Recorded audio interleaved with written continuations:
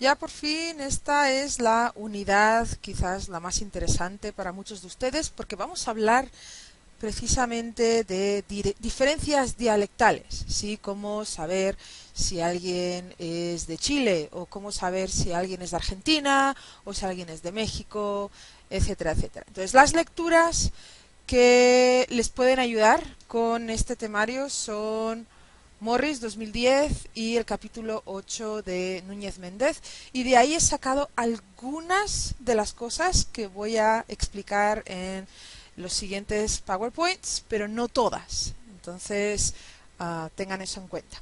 Lo primero que quiero que recuerden quizás de las actividades que hemos hecho en clase, la diferencia entre idioma y dialecto no está muy clara y por lo general parece que son razones políticas. Sí, hay gente que está en puestos importantes que piensan que puede ser bueno o puede ser malo, que lo que habla una comunidad de gente sea un idioma o un dialecto. En realidad, a los que menos les importa la diferencia entre idioma y dialecto es a los lingüistas. En realidad, nos da un poco igual. Sí, nos da igual si dices que el italiano es un dialecto del latín o si dices que el valenciano es un dialecto del catalán o si dices que el valenciano es su propio idioma. En realidad nos da un poco igual porque lo vamos a estudiar de la misma manera. Lo más importante es saber que todo el mundo habla un dialecto, si todo el mundo tiene dialecto de algún sitio. Aquí quizás tenemos dialecto de Colorado, ¿sí?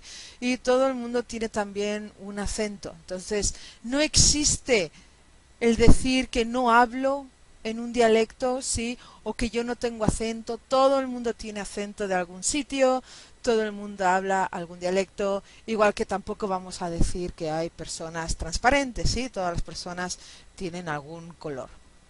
Entonces, vamos a definir dialectos como variaciones regionales de un idioma, siempre teniendo en cuenta que lo que es un idioma y lo que es un dialecto no está muy claro, pero parece que todo el mundo está de acuerdo que el español es un idioma y que tiene muchos dialectos. Veremos tres grandes dialectos, pero probablemente hay cientos de dialectos diferentes en español. Y los dialectos se pueden diferenciar unos de otros a nivel léxico, que son las palabras. Entonces, todos ustedes saben, por ejemplo, que esta cosa, sí, que ustedes usan para ir de un sitio a otro, en algunos dialectos se llama carro, en otros dialectos se llama auto y en otros dialectos se llama coche, ¿sí? Entonces, esto es una diferencia léxica, vocabulario. En el nivel sintáctico es el orden de las palabras. Y por ejemplo, podemos ver que nosotros hacemos una pregunta como ¿qué quieres tú? Pero en, por ejemplo, el Caribe dicen ¿qué tú quieres? Entonces es una diferencia a nivel sintáctico. Igual, por ejemplo, en inglés to have y to have got también es una diferencia a nivel sintáctico, pero en lo que nos vamos a enfocar en esta clase, ya que es de fonética y fonología, son en los sonidos. ¿Sí? ¿Qué sonidos son diferentes en diferentes dialectos? Entonces, la mayoría de los procesos fonológicos que hemos visto en clase, ¿sí? Hemos visto, por ejemplo, que la B, la D y la G tienen alófonos oclusivos, por supuesto, y también tienen alófonos fricativos. Y hemos visto, por ejemplo, otros procesos como la S que se puede sonorizar antes de una consonante sonora, si no es sorda, ¿sí? La mayoría de esos procesos, la mayoría, ocurren en todos los dialectos del español. Entonces pueden pensar que, por ejemplo, la S se convierte en sonora tanto en el dialecto de México como en el dialecto de España como en el dialecto de Chile. Hay algunos procesos, sin embargo, que solo ocurren en algunos dialectos. Entonces nos pueden servir para diferenciar un acento de otro. Por ejemplo, veremos que en el Caribe la N final no se asimila en el punto de articulación a la siguiente palabra y se suele hacer muchas veces velar. Entonces van a ver, por ejemplo, que una palabra como pan en algunos sitios del Caribe se pronuncia pan. Entonces eso nos puede ayudar a saber que alguien, por ejemplo, es del Caribe. Y todos esos nuevos procesos que vamos a ver, vamos a dividirlos en dos grandes categorías. Nuevos fonemas, ¿sí? Vamos a ver sonidos nuevos que no hemos visto en clase, como por ejemplo cuando estemos viendo el español de España, ¿sí? El dialecto castellano. Vamos a ver este nuevo sonido que no es un alófono de un fonema que ya conocíamos, sino que es un fonema totalmente nuevo, porque tiene valor contrastivo.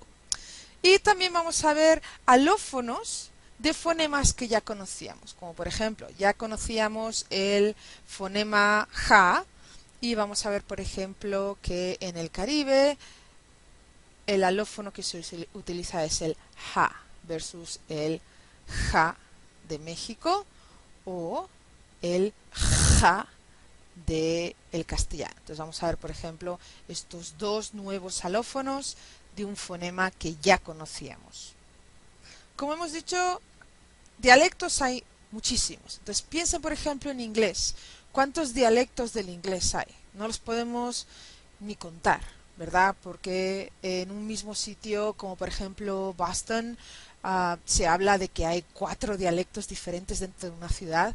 Pero si les pregunto a ustedes que me digan los dialectos así a rasgos generales, pues quizás me hablen del dialecto de Australia, del de Gran Bretaña, del de Estados Unidos, del de India, ¿verdad? Entonces pueden hacer rasgos dialectales a gran escala. Entonces en español es lo mismo. En un mismo pueblo puede haber varios dialectos diferentes, pero nos vamos a enfocar en 3. Entonces vamos a dividir todo el mundo hispanohablante en 3 áreas dialectales. Y estas áreas dialectales vamos a considerarlas, vamos a estudiarlas según rasgos que comparten. Sí, hay otros rasgos que no comparten, pero pues solo tenemos 2 semanas para esto. Entonces la primera área que vamos a ver es la de las tierras altas y que también vamos a llamar dialectos conservadores. Y veremos por qué los llamamos conservadores. Entonces van a ser todas las áreas que según este mapa de Canfield son las áreas de influjo temprano. Entonces vamos a tener México, sobre todo el centro de México, Guatemala, tenemos por ejemplo Costa Rica y luego toda esta zona. Y coincide que todas estas zonas además son zonas bastante montañosas, con lo cual están altas sobre el nivel del mar. Y este básicamente es el dialecto que hemos visto en clase. Entonces no vamos a ver nada específico de las tierras altas porque lo que hemos hecho en clase eran tierras altas. El dialecto que vamos a ver que quizás es el más complicado porque tiene muchos procesos fonológicos interesantes y por eso de hecho se llama un dialecto innovador, es el que Canfield llama área de influjo medio, ¿sí? Que serían Argentina, Chile, Paraguay, Uruguay, etcétera, y también algunas partes de Centroamérica.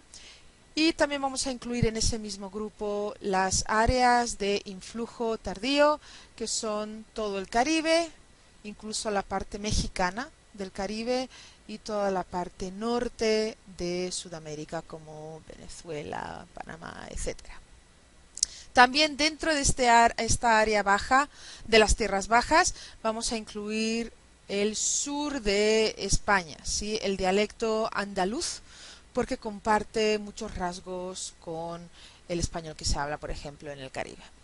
Y por último, otra área importante que comparte rasgos es el castellano, que también se considera un dialecto conservador, que es el que se habla en el centro y el norte de España, ¿sí? Toda esta región amarilla.